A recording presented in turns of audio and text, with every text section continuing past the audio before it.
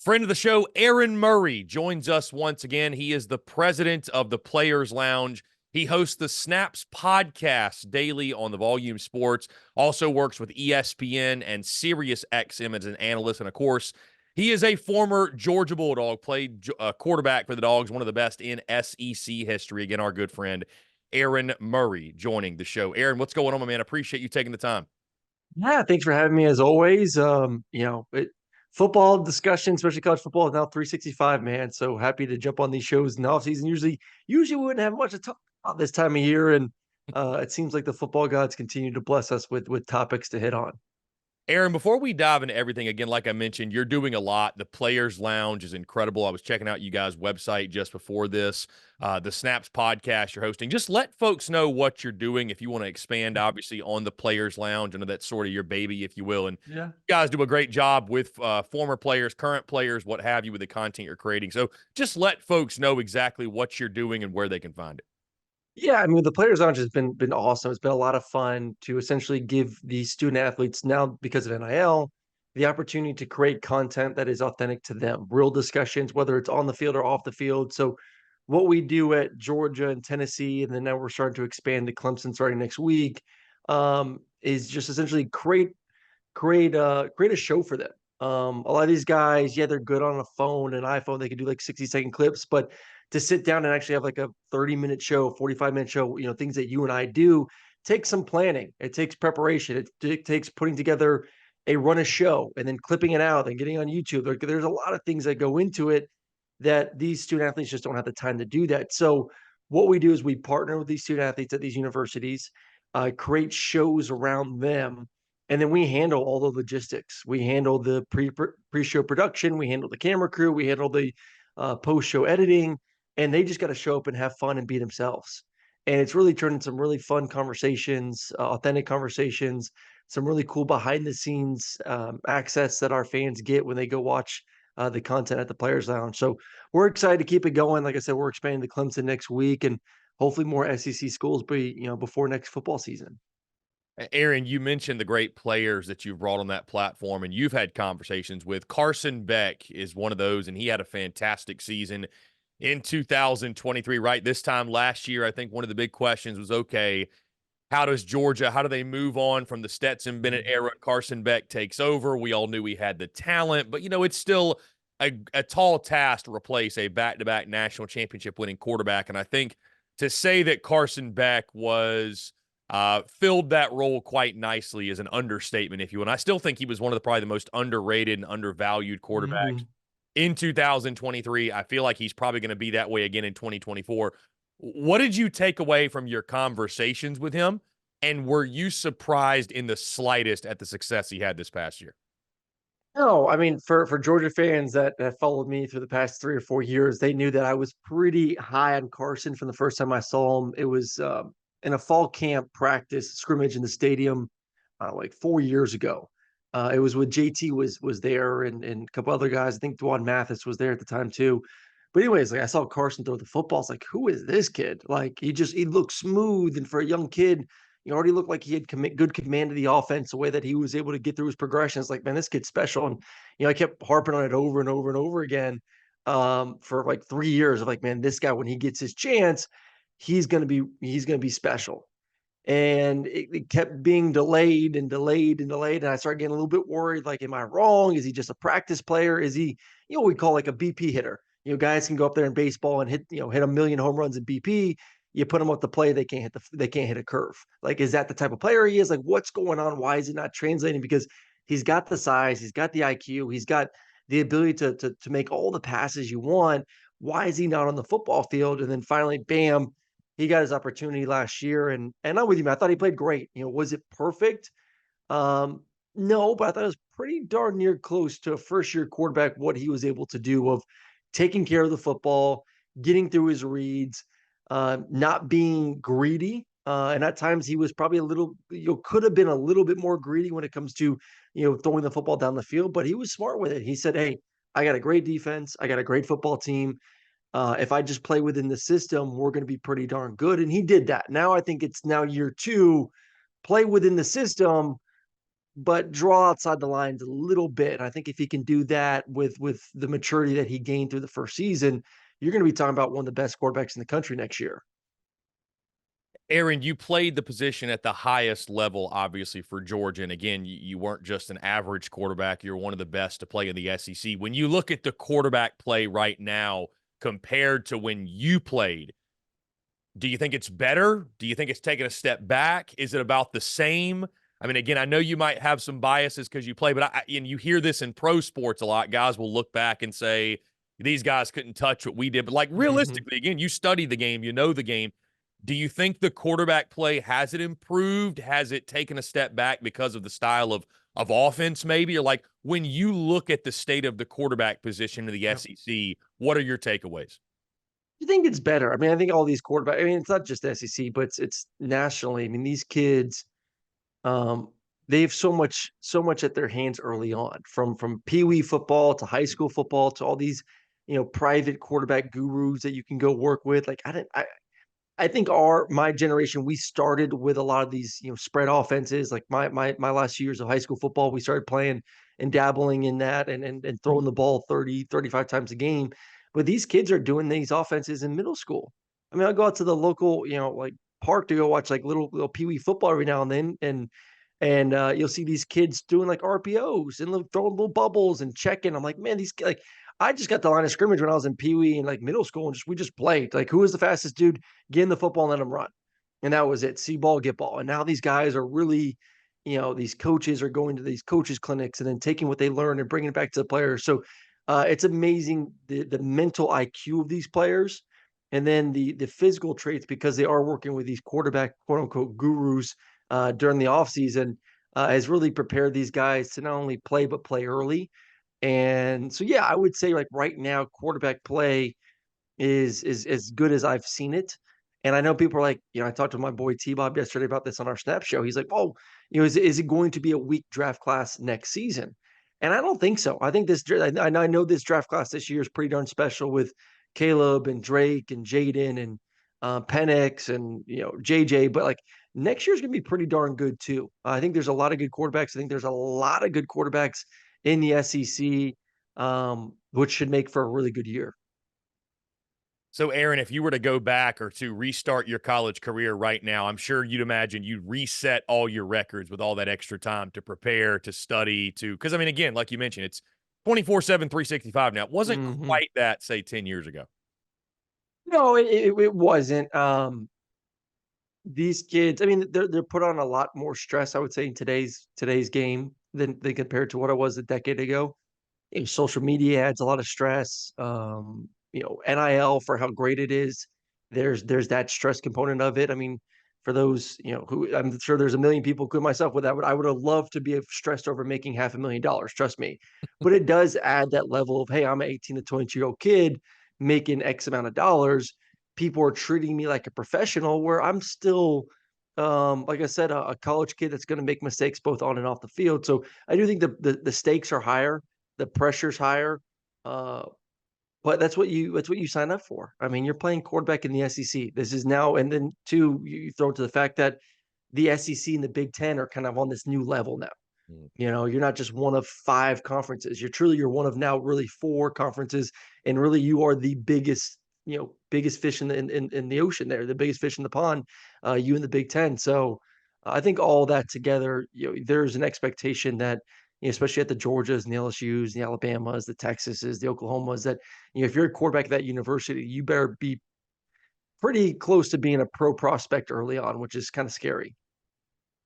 Aaron, you're as tied in with that Georgia fan base as anybody out there. And I think there was this respect. While there was a hatred, there was a respect for Nick Saban and what he had built at Alabama. And those matchups were always legendary. But make no mistake, Georgia had a Nick Saban problem. They had an Alabama problem when he was Mhm. there.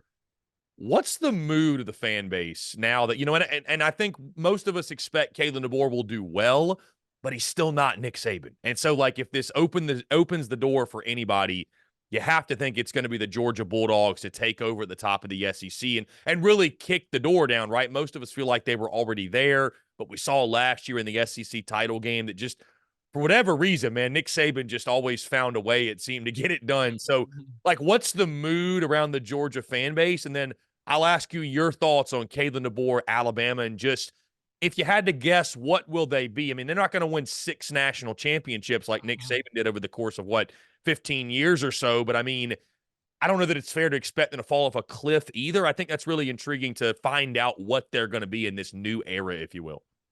Yeah, and the Georgia thing first, like there is a respect because people always ask me about the rivalry between Georgia and Alabama. I was like, to me personally, like I never viewed it as a rivalry. I reviewed it as a game, um, somewhat respectful because obviously like rivalries can get a little bit dirty, the punching, the jabbing, the crap talking, all that off and on the field. Like I feel like that's what makes the rivalry special. I never felt like there was any hatred between Georgia and Alabama or Georgia fans and Alabama fans, and I could be completely naive in saying that, but I always felt like there was a respect. Like we are the two big guys, and king of the mountains together a little bit. Alabama's 1 week, Georgia's the other week, one season to the other season. There was a respect for how the programs were run and the way in which they've been able to have success over the past decade. But yeah, to now look at it as okay, uh, Kirby is one of what 3 current coaches with a national championship. The other 2 are just kind of not in a spot right now that I would say are competitive with Georgia and what they've built. So Georgia fans are kind of sitting back saying like we have the players, we have the resources, we have won multiple national championships for the past 3 years. We've been to multiple playoffs and other championship appearances. Why can't we make a run similar to what Nick Saban did for those 15, 20 years? And I don't know if there will ever be a run like that just because of the new landscape of college football. But if there is a team that could make a run like that, Kirby has situated himself now at the top of the mountain where he could make a run that is maybe as close to what we'll see what Nick Saban do as anyone. And then when it comes to Kalen DeBoer, I like the hire. I think he's a great coach. I mean, he's won everywhere he's been. When it comes to the blue chip ratio, which gets thrown around a lot when it comes to the preseason of how many 4 and 5 star guys are on your roster, like the percentage wise, they're still number 3 right now.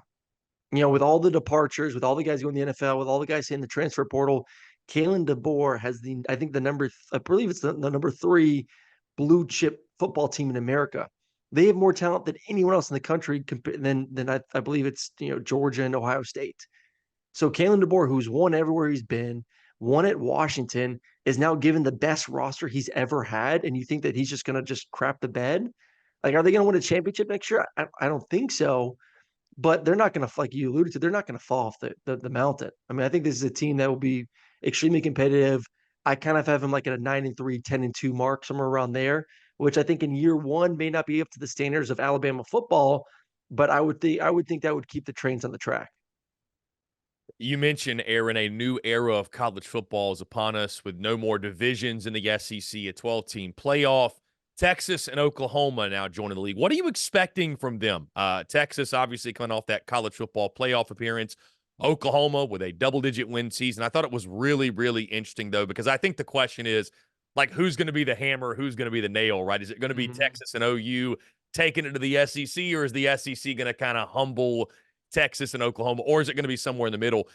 OU's over/under win total in Vegas, which is not the end all be all, but 6.5, I think really goes to show you just how difficult the league is and what they're expecting. Meanwhile, Texas is at 10.5. But I mean, what are you expecting for those 2 teams? Oklahoma won 10 games last year. Again, Texas went to the playoff. Um, it's going to be a lot of fun to watch, but in regards to how they compete in this league, what are you expecting from those programs? I mean, I'm high on Texas. I was high on Texas last year. I'm high on them this year. I really like Quinn. I think Quinn throws the ball with more anticipation than I've seen from a lot of quarterbacks and at the college ranks. I think he's very talented. I think another year in the system, year 3 with Sark, some of the pieces they were able to get in the offseason this year, what Sark's been able to build in recruiting over the past 3 years. Like Texas is more than ready to jump in right now into the SEC and compete and be a team that could compete for not only an SEC championship, but obviously a spot then in the playoffs. So I love Texas. I love where Texas is at. Texas is stamp officially back as they get ready to go in their first season SEC. Oklahoma, I think there's a few question marks. One is the offensive line and the mass departure from that group this offseason. I know that Arnold is going to be the guy, and there was a big push to get, Gabriel out of there. But man, Dylan Gabriel was so good last year, and I know it's really hard in this era of transfer portal of looking to the future while also, trying to win right now. Huge get for Oregon. I think a big loss for next season, and I could be completely wrong with this, but you're going into the SEC with a revamped offensive line and a brand new quarterback.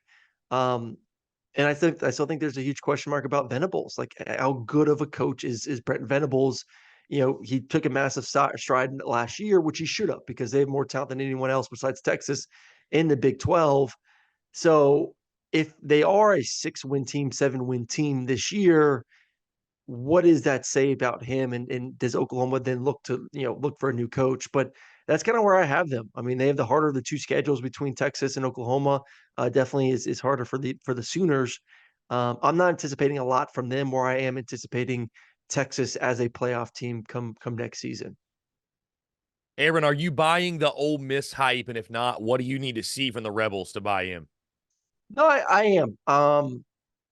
I really love what Lane has been able to build, because it's not easy to build through the portal. I mean, you have to essentially hit the reset button every offseason on your culture, and how to teach those guys what it's like to be a part of our program. And it's easier to do that when you have guys that stay for 3, 4 years, 5 years, to just ingrain that in them. Then those guys are able to then teach it to the newcomers.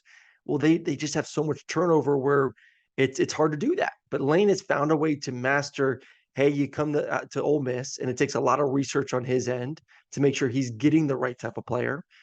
You come to Ole Miss, this is how we do things, and he's proven that he can do that. And you look at his roster, from Jackson Dart to Trey on the outside to the pieces they brought in on the defense side of the football. There's not a lot of questions. Obviously, you would have loved to see Judkins stay and not go to Ohio State, but I think that offense is going to be elite. I think Jackson Dart is going to be one of the better quarterbacks, not only in the SEC but in the country next year. And then you throw on top of that what the defense could look like, and I would say fairly easier schedule compared to most of the SEC. Um, I think it's the same thing. Like, they put all their chips in the middle of the pile for next season, and they said we're going to be a playoff team, and I think they're more than capable of doing that. Aaron, Missouri was that other team last year that really surprised, won double-digit games, beat Ohio State that you talked about in the Mhm. Cotton Bowl. Won 11 games. They returned their quarterback. They returned arguably the most electric player on the outside at wide receiver, and Luther Burden the third. Thoughts on Eli Drinkwitz and the Tigers? I think, again, I don't know if it's because of the brand of Missouri, or maybe there's skeptics out there that think it maybe was a flash in the pan. And I think this is a big year for Mizzou to prove that it wasn't just a one-off. They can sustain success. But your thoughts on what Eli Drinkwitz has done to the Missouri Tigers? It's crazy to think how much can change in a year. I think this time last year we were talking about Mhm. him and hot seat, and now we come into a season and maybe Mizzou is a real contender for the 12-team playoff. Yeah, I mean, it's last year. You could make the case that, like, last year was the exception. You look at previous seasons, and obviously there was kind of up and down, up and down. And even 2 years ago, I remember watching obviously all their games, and they finished the season off 6-7. I had their bowl game versus Wake Forest down in Tampa, and you go back and watch the season, like, man, there's like, and you could say this for about a lot of teams, but there were 3 or 4 games where Missouri could have changed their whole season that year. I mean, the fumble versus Auburn in the end zone held the mix essentially extra point from the 3-yard line. It was a mixed field goal that would have won the game. Then they fumble it versus Auburn. That's a game that they should have won right there. The game versus Kentucky with the roughing the punter, which they changed the rule the next season. I mean, there was a handful of plays like, man, this team could have been an 8-win team, 9-win team. And then it wouldn't have been as crazy of a jump to that 10-win mark, 11-win mark that we saw this past year. So I really like Eli. I think it was good and healthy for him to give up the play calling duties. I had a couple of their games last year and had an opportunity to talk with him about that. I thought what Brady Cook did fully healthy was really impressive this past season. I'm just interested to see this year, does he take more of the running game on? Something that he was a little bit on and off last year. Don't think that he has to feel like he has to do it all as an offense. Um, but how much of a runner is Brady Cook going to be? I think that's another part of the game that you can maybe see him expand on a little bit coming into next season. But I like Missouri. I may not be as high as on them as other teams. when it comes to kind of where people are projecting them in the top 10 heading into next season. I think there's a lot of questions on defense. I thought you lost one of the best defensive young minds in the game to LSU. And it's hard for me to feel like that's not going to hurt them at least a little bit heading into next season. So, like Brady, like Luther, we'll see what they do to replace Cody Schrader back there at the running back position. But I think Eli is an opportunity to, like you alluded to, keep the momentum going in the right direction. But I just don't think it like realistically we should be expecting another 10, 11 win season from them. Aaron, you mentioned LSU, and when I think of them, I think of LSU, Tennessee, some other middle of the pack teams. Is there a team right now you think maybe not being talked about quite as much, or a team that you expect, or you wouldn't be surprised to see them ascend and surprise this season? Um, Year three, Brian Kelly, you would expect like, okay, this is the year where you make the move, but man, they need some bodies on defense. I mean, they need some bodies. They need some bodies at defensive line. We'll see what the defense looks like in general.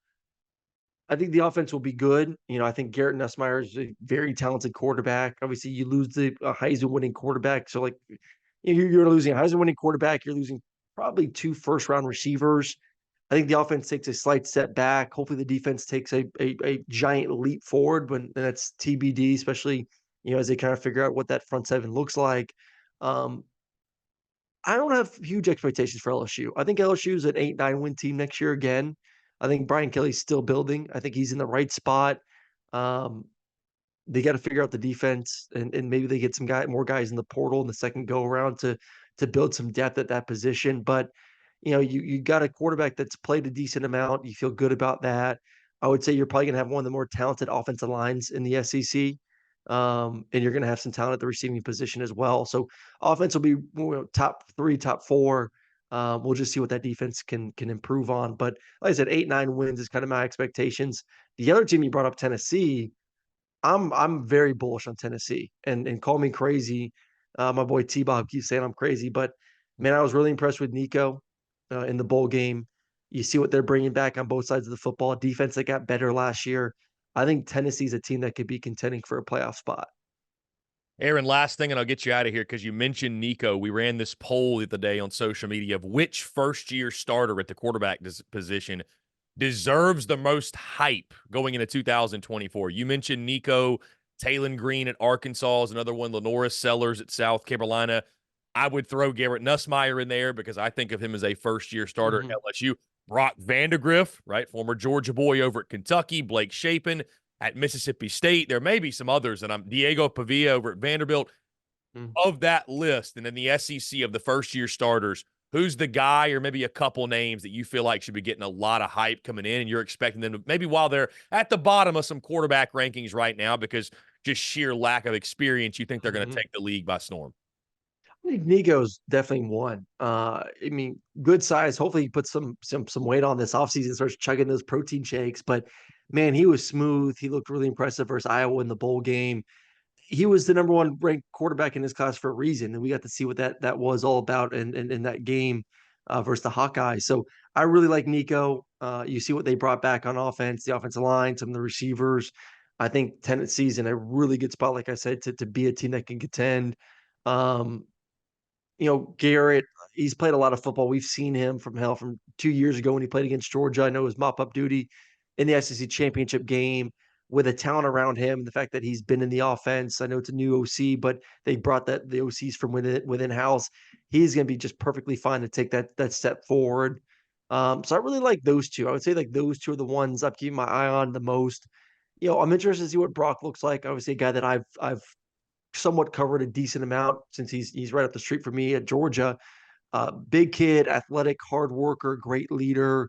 Can he get that Kentucky offense moving in the right direction? I'll be keeping my eye on him. But if there's two guys that I think could just absolutely explode and propel their offenses to top five in the SEC, would be Nico and Garrett.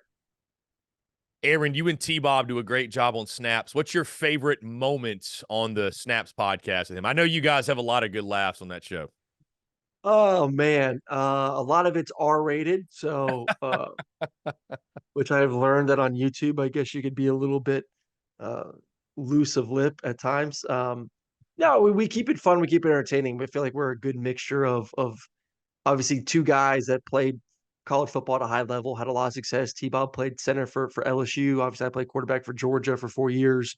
So we know the game really well, so we can speak to the X's and O's. But T-Bob just brings a very fun dynamic to it where you never know what you're going to get from him. So I feel like we need like a bloopers reel of the past 2 years of some of the things that were said on the show that I never knew that I would be talking about that during a college football show, but somehow it gets brought up.